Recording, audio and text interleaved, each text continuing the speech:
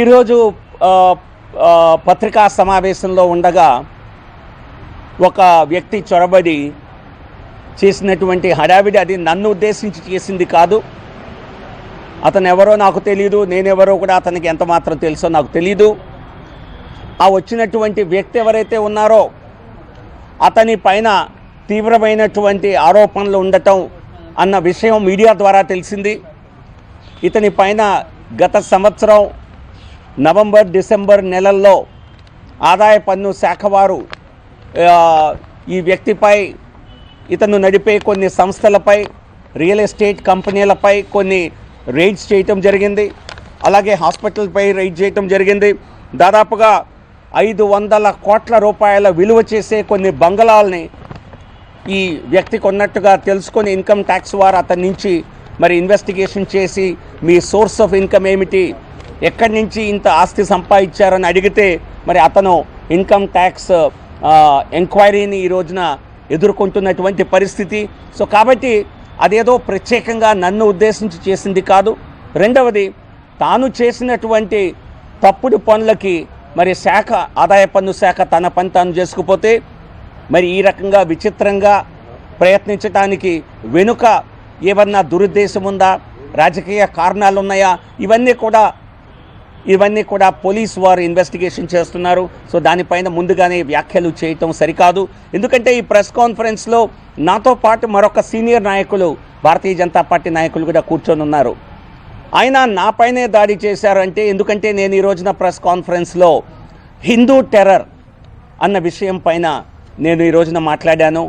భూపేంద్ర యాదవ్ గారు నాతో ఉన్నటువంటి సీనియర్ నాయకుడు, ఆయన బీహార్ రాజకీయాల గురించి మాట్లాడారు. నేను హిందూ టెర్రర్, సాధ్వి ప్రజ్ఞ, ఆవిడ్ని మేము భోపాల్లో వ్యక్తిగా ఒక అభ్యర్థిగా నిల్చోబెట్టిన తీరు, అక్కడ కాంగ్రెస్ పార్టీ అభ్యర్థిగా నిల్చోబెట్టిన దిగ్విజయ్ సింగ్ ఏ రకంగా భారత సంస్కృతిని, హిందూ జాతిని అవమానపరిచే విధంగా అనేక ఉగ్రవాద దాడులకి మరి మన భారతీయుల్నే బ్లేమ్ చేసి ఉగ్రవాద సంస్థల్ని, పాకిస్తాన్ని కూడా వారిని ఒక రకంగా ఆ దాడుల నుంచి తప్పించే ప్రయత్నం చేయటం, హిందూ టెర్రర్ పేరుతో భారతదేశాన్ని అవమానపరచాలన్న ప్రయత్నం చేయటం, ఇవన్నీ వీటిపైన నేను ప్రెస్ కాన్ఫరెన్స్ చేస్తున్న సందర్భంలో ఈ ప్రయత్నం జరిగింది.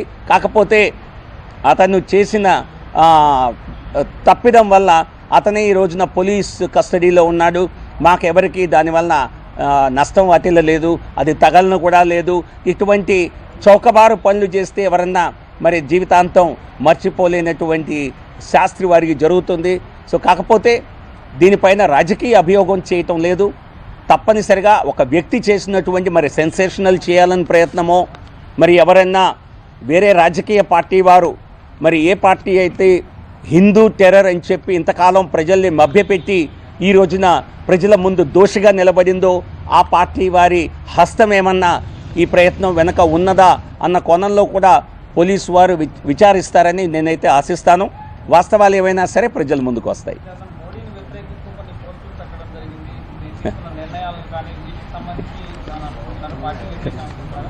ఇది కాదండి, మరి నరేంద్ర మోడీ గారి ఆధ్వర్యంలో, మా ప్రభుత్వ ఆధ్వర్యంలో మరి 500 కోట్ల బినామీ సంపత్తిని, ప్రాపర్టీని ఎవరైనా మరి కేవలం 11.5 కోట్లకే కొన్నామని చెప్పటం, ఆ ధనం కూడా ఎక్కడి నుంచి వచ్చిందో అని చెప్పకపోవటం, మరి దానిపైన కేంద్ర ప్రభుత్వం నల్లధనం పైన పోరాటం చేసే దిశగా ఈ వ్యక్తి పైన కూడా అభియోగాలున్న కారణంగా పట్టుకోవటం జరిగింది.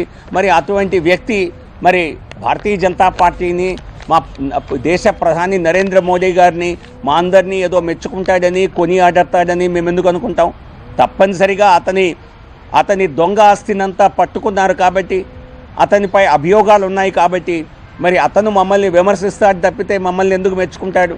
సో కాబట్టి ఫేస్బుక్లో ఏ విధవ ఏం రాసుకున్నాడు అన్న దాన్ని ఆధారం చేసుకొని ఎవరం కూడా ఆ వ్యక్తి పూర్వోత్తరాలని మనం లెక్క పెట్టలేం. సో కాబట్టి వాస్తవాలు ఏంటో పోలీస్ ఎంక్వైరీలోనే తేలుతుంది. లేదు, నాకు తెలిసి ఈ వ్యక్తి నన్ను ఉద్దేశపూర్వకంగా టార్గెట్ చేసిన దాఖలాలు అయితే లేవు. ఈ రోజున ప్రెస్ కాన్ఫరెన్స్లో నేను మాట్లాడటం ముఖ్యంగా హిందూ ఉగ్రవాదం అన్నటువంటి కాంగ్రెస్ చేసినటువంటి తప్పుడు ఆరోపణలపైన, సాధ్వి ప్రజ్ఞ భారతీయ జనతా పార్టీ తరఫున క్యాండిడేట్గా నించున్న తరుణంలో నేను చేసినటువంటి వ్యాఖ్యలు మరేమన్నా ఏ పార్టీకైనా నొప్పించాయేమో, ఏ పార్టీ వారైనా ఇటువంటి చర్యకు పాల్పడటానికి మరి ప్రోత్సాహకం చేశారేమో అన్న అనుమానం అయితే తప్పనిసరిగా నాకు కలుగుతోంది. ఎందుకంటే వ్యక్తిగతంగా అతనెవరో నాకు తెలియదు, వ్యక్తిగతంగా నాపై దాడి చేయడానికి అయితే రాలేదు. ఇది ఈదర్ ఆ ఇష్యూ పైన దాడి చేయడానికి వచ్చినట్టే కనిపించింది. మరి ఏ పార్టీకి హిందూ ఉగ్రవాదం గురించి మాట్లాడితే మరి ఇబ్బందికరంగా ఈ రోజున ఏ పార్టీకి ఇబ్బందికరంగా మారిందో వారి హస్తం ఏదన్నా ఉందేమో అన్న కోణంలో తప్పనిసరిగా ఒక ఎంక్వైరీ జరగవలసి ఉంది. Thank you.